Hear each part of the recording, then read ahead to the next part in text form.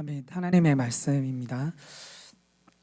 어린아이 신앙을 버리고 새 노래로 주님을 찬양합시다라는 제목으로 함께 하나님의 말씀을 나누고자 합니다. 고린도전서 3장 1절과 2절 말씀입니다. 함께 합독하도록 하겠습니다. 읽겠습니다.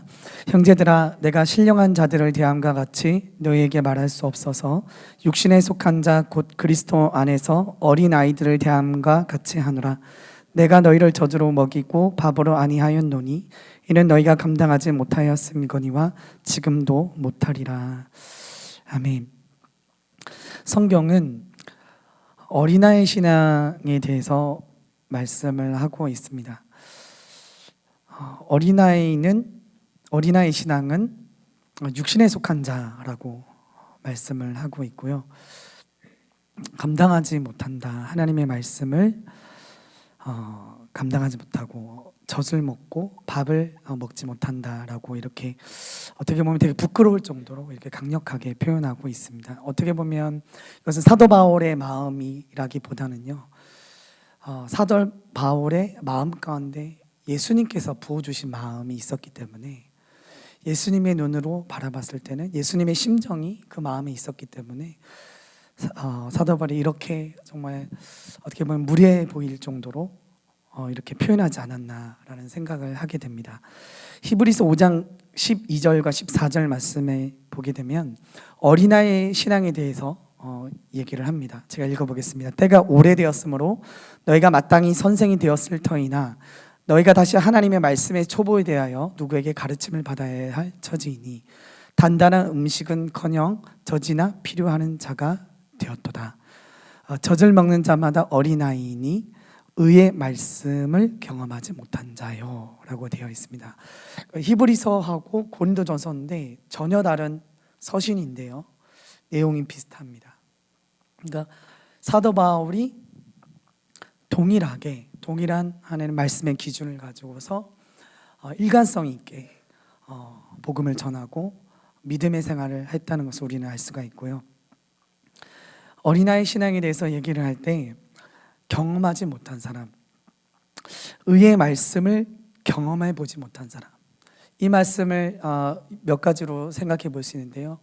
복음에 대해서, 말씀에 대해서 정확한 말씀이 어떤 말씀인지 잘 알지 못하는 사람, 두 번째로는 말씀대로 살아보지 못한 사람, 말 그대로 경험해 보지 못한 사람인 것이 경험해 보지 못한 사람이라고 볼 수도 있습니다. 예수님을 믿으면 믿을수록 우리 삶 가운데 일어나야 될 일이 있다면 그것은 성경의 말씀을 한번 살아보는 것이 우리의 삶의 중요한 목표 중에 하나가 되면 어떨까. 오늘 하나님의 말씀을, 용서해라는 말씀을 한번 해보는 것, 그리고 성경 속의 고난 속에서도 믿음을 지켰던 사람들의 그 고백처럼 우리도 그 어려움 속에서도, 그러니까 저희가 봉사를 하고 있다면 어떤 마음가짐을 좀 하고 있어야 될 것 같아요. 어떤 마음가짐이냐 하면요, 어려움이 닥치면 나는 그만두리라 라가 아니라, 어려움이 다가올 수 있지만 끝까지 이 자리에서 주님의 일을 감당하리라. 한번 따라해 보시겠어요? 어려움이 올 때 끝까지 승리하겠습니다. 네. 어린아이 신앙이라면 어떻게 본다면 조심스럽지만 각 상황이 다를 거라고 생각합니다. 그러나 우리의 마음가짐이 있다면 어려움이 왔기 때문에 내가 언제 그만두나 했다 그런 것이 아니라 어려움이 올 때 하나님 앞에서 끝까지 주님의 도움으로, 내 힘이 아니라 하나님의 도우심으로 감당하기 원합니다. 이 고백이 있기를 원합니다. 그래서 성경 속에 있는 고난이 내 고난이 되고, 성경 속의 응답이 내 응답이 되고, 성경 속에 있는 믿음의 고백이 내 고백이 되고, 성경 속에 있는 시편의 찬송이 내 찬송이 되어야 될 줄로 믿습니다. 요한계시록 4장 10절과 11절 말씀에 24장로들이 면류관을 하나님께 정말 벗어드리는 장면이 나옵니다. 그러면서 주님을 찬양하고 있어요. 24 장로들이 보좌에 앉으신 이 앞에 엎드려 세세토록 살아계시는 이에게 경배하고 자기의 멸관을 보좌 앞에 드리며 이르되 우리 주 하나님이여 영광과 존귀와 권능을 받으시는 것이 합당하십니다 라고 고백합니다. 면류관이라면 영광의 면류관이지 않습니까? 하나님이 이제 장로님들한테 이렇게 면류관을 주셨겠죠. 24 장로들에게요.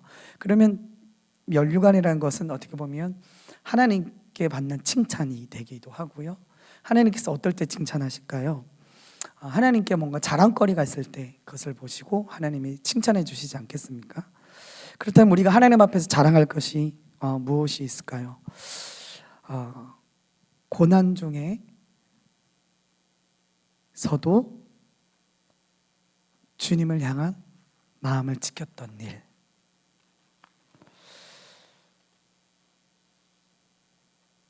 상처를 주는 사람이 있었지만 주님의 말씀을 붙잡고 정말 아픈 마음을 품고 사랑의 마음을 가지고서 주님의 말씀을 붙잡고 그분을 위해서 기도했던 일, 이런 일들이 하나님 앞에서 우리가 할 수 있는 자랑이지 않을까, 그리고 하나님께서 보시고 칭찬하실 일이 아닐까, 이것이 우리의 면류관이 아닐까 싶습니다.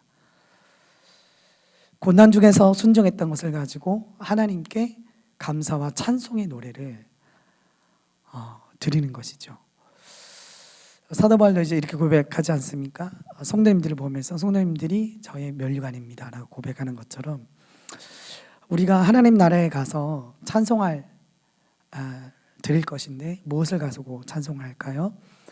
우리가 이 땅 가운데서 주님께 주님의 마음을 가지고서 품고서 순종했던, 어려워도 눈물 나도 슬퍼도 참고서 주님을 노래했던, 입술을 지키고 부정적인 말이나 하나님을 원망하는 말을 하지 않고 그 힘든 가운데서도 포기하고 싶은 그 상황 가운데서도 그 입술을 가지고서 주님을 찬양했던 그런 일들을 우리가 하나님의 나라에서도 하게 되지 않을까라는 생각을 하게 됩니다.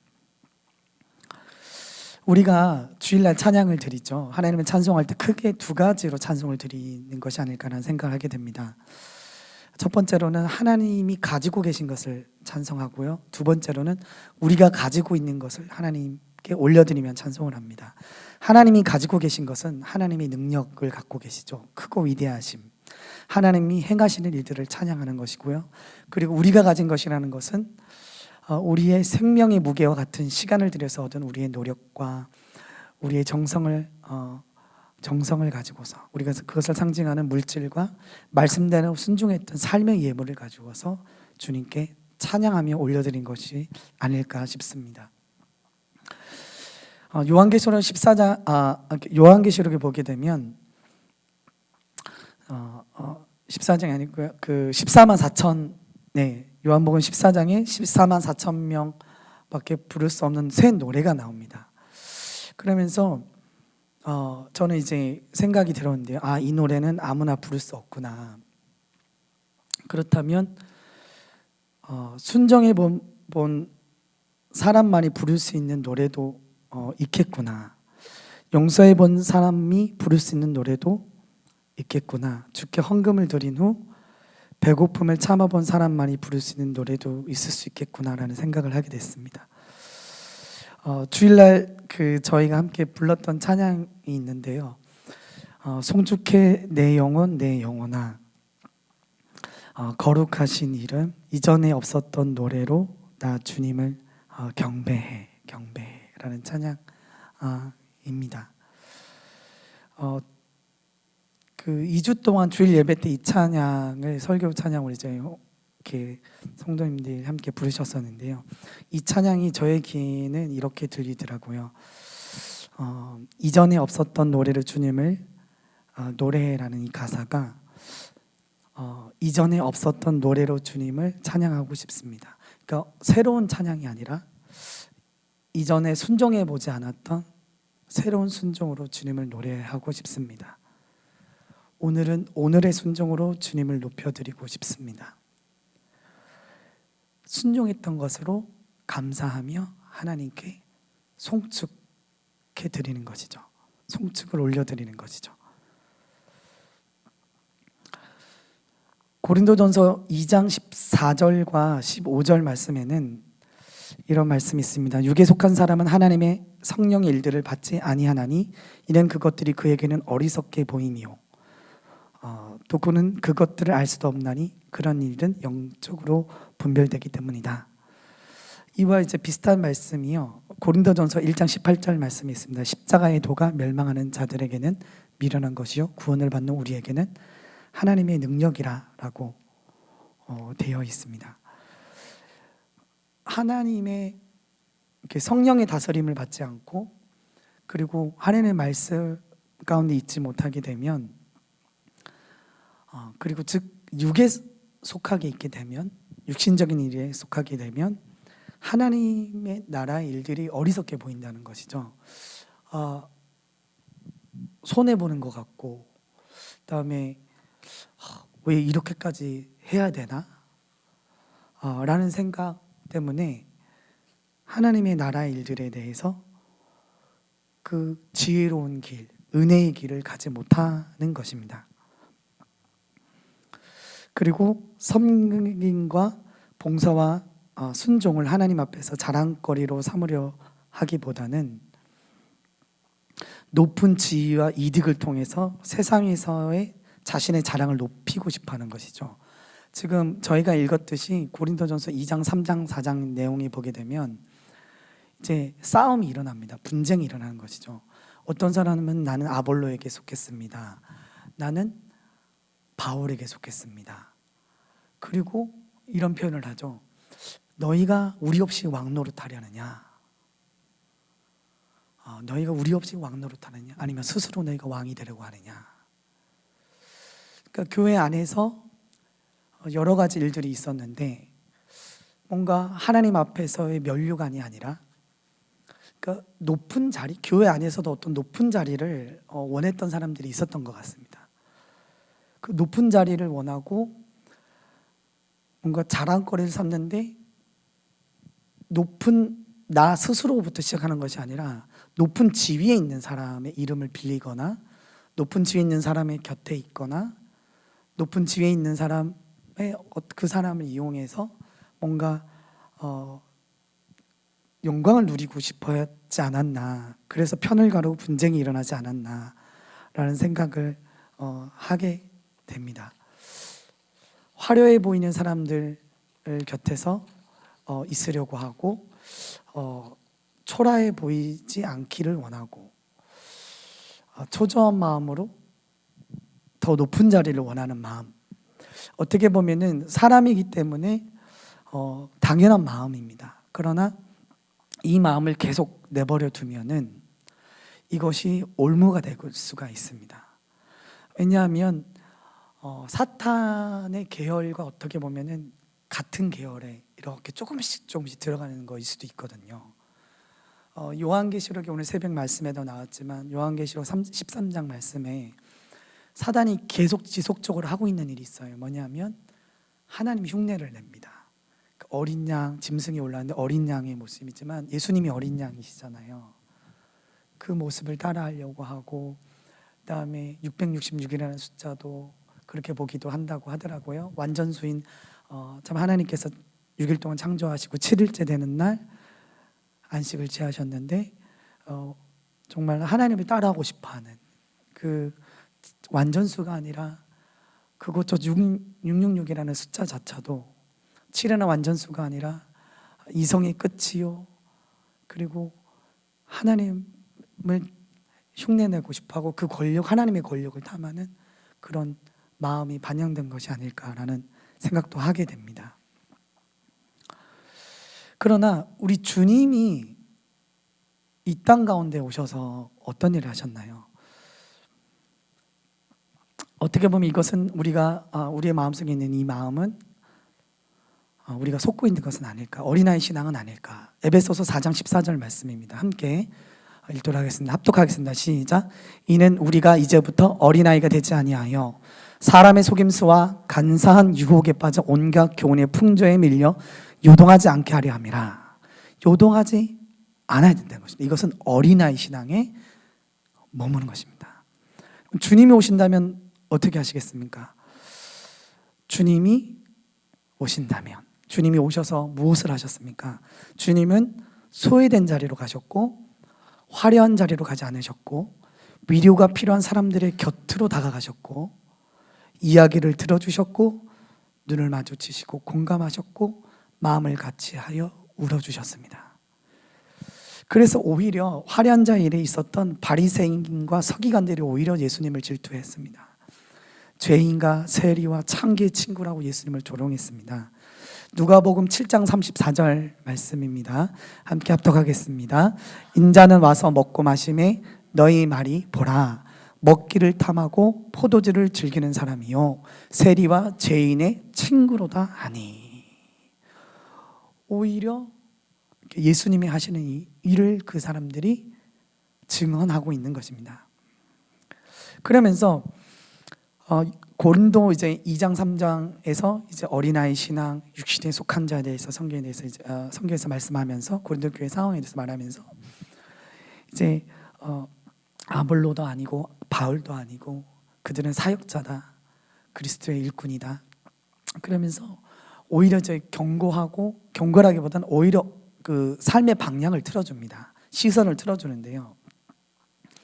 고린도 3장 13절 14절 말씀입니다. 공력.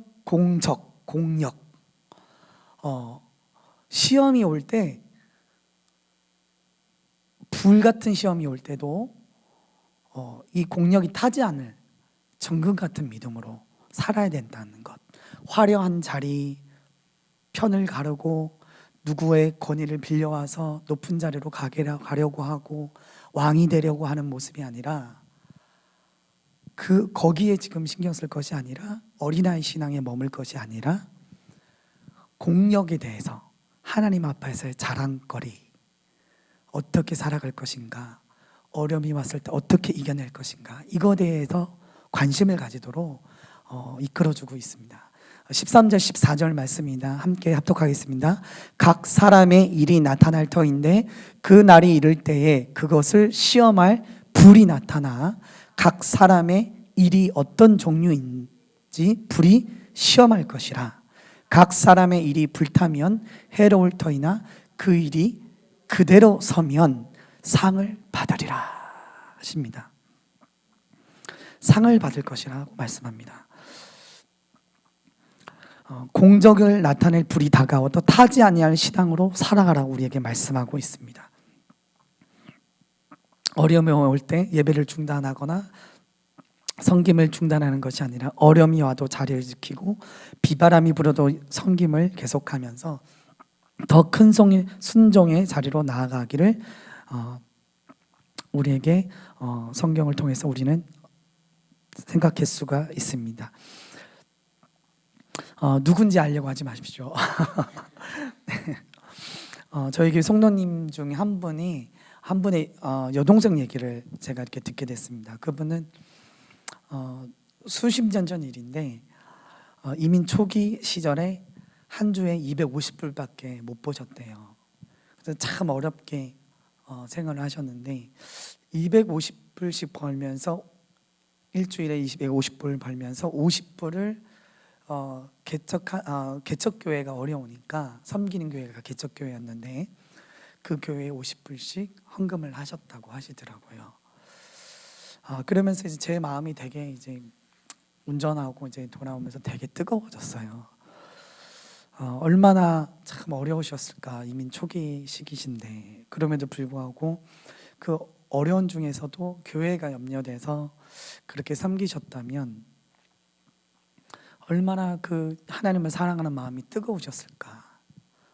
얼마나 뜨거웠을까. 그것을 생각하니까요 제 안에서 찬송이 막 올라오더라고요. 그러면서 기쁨이 솟아나고 은혜가 부어지고 제 입술에서 노래와 찬송이 흘러나왔습니다. 내가 아닌 다른 사람의 순종의 정말 모습을 통해서도 하나님을 찬송하게 되는데 다른 사람이 아닌 우리가 순정한 것으로, 내가 순정한 것으로 크신 하나님을 높여 찬송할 수 있다면 그것이 얼마나 큰 영광이 아닐 수 있겠습니까? 얼마나 큰 기쁨이 아닐 수 있겠습니까? 정말 우리의 새로운 순종으로 어린아이 신앙을 벗어버리고 불이 나도 타지 않을 공력으로 믿음의 순종으로 주님께 찬송과 영광을 올려드리기를 간절히 소망합니다.